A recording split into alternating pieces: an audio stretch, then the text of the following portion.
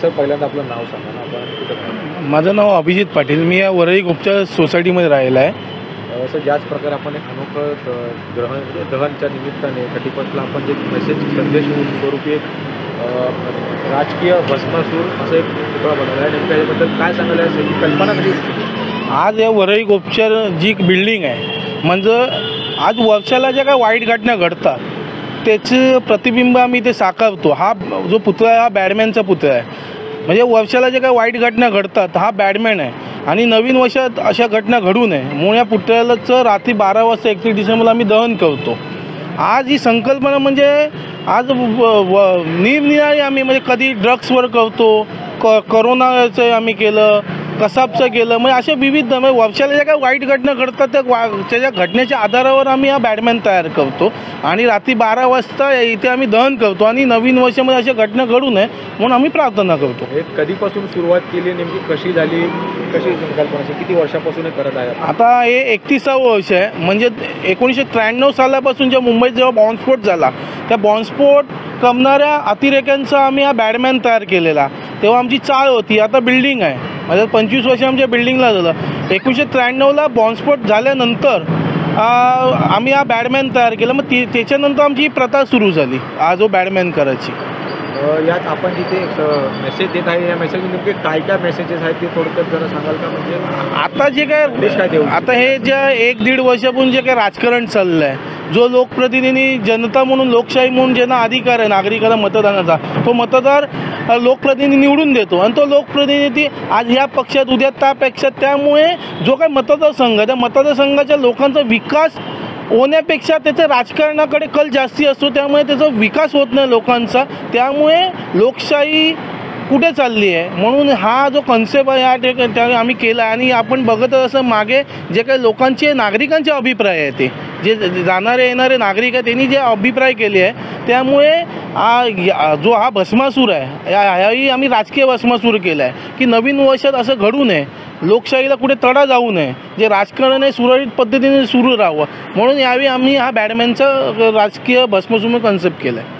व्यंगचित्र स्वरूपात आपण अनेक नागरिकांचे प्रश्न मांडले आहेत, शेतकऱ्यांचे देखील प्रश्न उपस्थित केले. नेमकं काय त्याच्या संदर्भात माहिती सांगा? आज तुम्ही बघत असणं जे काय आत्ता अधिवेशन पार पडलं, हिवाळी अधिवेशन, त्या अधिवेशनामध्ये जी ओली गारपीट आहे, सुकी गारपीट, शेतकऱ्यांचे प्रश्न, शेतकऱ्यांची आत्महत्या आहे, ह्याच्यावर कुठल्याही राजकीय पक्षाच्या आमदारांनी चर्चा केली नाही. जर केली असेल विरोधी पक्षांनी तर जे आता सत्तेमध्ये त्या लोकांनी ह्यांचं फक्त ह्याची प्रॉपर्टी की त्याची प्रॉपर्टी कुठे, ह्याच्यावर हक्कभंग आणा, ह्याच्यावर हे करा, हेच सर्व चालू आहे. विकास नावाची गोष्ट नाही. त्यामुळे शेतकरी असतील, सामान्य नागरिक असतील, आज महागाईचा प्रश्न आहे. महागाईच्या बरोबरच जी काय बेरोजगारी वाढते आहे, जे कॉलेजेस कमी पडतात आहे, जे विद्यार्थ्यांचे प्रश्न आहे, या प्रश्नाकडे कोणच लक्ष देत नाही. हे फक्त इंटरनल राजकारण चालू आहे. त्यामुळे आम्ही हा बॅडमॅन बनवला की राज्यकर्त्यांना पण समजून दे की आपण कुठल्या प्रकारे आपण राजकारण करतोय. या देशाची लोकशाही टिकावी असं देखील आपण या व्यंगचित्रात हे केलं. कुठेतरी लोकशाहीला धोक्यात आहे का असं वाटतं का आपल्या राजकारणामुळे? आज जी काय लोकशाही आहे, बाबासाहेबांनी जे संविधान दिलं त्या संविधानावर आपलं जे राज्यघटना चालते, त्या राज्यघटना जे लोकशाही नावाचा हा प्रेय आहे. तर लोकशाही आज कुठल्या पद्धतीने चालते, लोकांना न्याय देण्यासाठी आपण निवडून देणारे लोकप्रतिनिधी आहे, पण लोकप्रतिनिधी लोकांना न्याय देत नाही, हे स्वतःच्या आणि आर्थिक बाजूचं न्याय देतं. त्यामुळे हा ही लोकशाहीची हत्या म्हणून आम्ही या ठिकाणी व्यंगचित्र काढलं. या सर्व आपल्या या व्यंगचित्राला नागरिकांचा प्रतिसाद कसा मिळत आहे आपल्याला? म्हणजे एक त्यांच्यासाठी देखील चांगली संकल्पना म्हणजे दिसून येते की जे आपण बोलू शकत नाही समोर, तसं आपण एक एका व्यंगचित्राद्वारे लोकांना आता हे जे व्यंग्यचित्र काढले हे मला वाटतं जे मुलं आलेली हे 20 ते 18च्या वयोगटातली मुलं होती, त्याच्यातले काही जे आर्ट स्कूलचे मुलं होती आणि ते जे आर्ट स्कूलच्या मुलांनी स्वतः त्यांच्या डोक्यातली संकल्पना होती. आम्ही त्यांना सांगितलं पण त्यांच्या डोक्यातल्या संकल्पनेने हे व्यंग्यचित्र त्यांनी रेखाटलं आहे.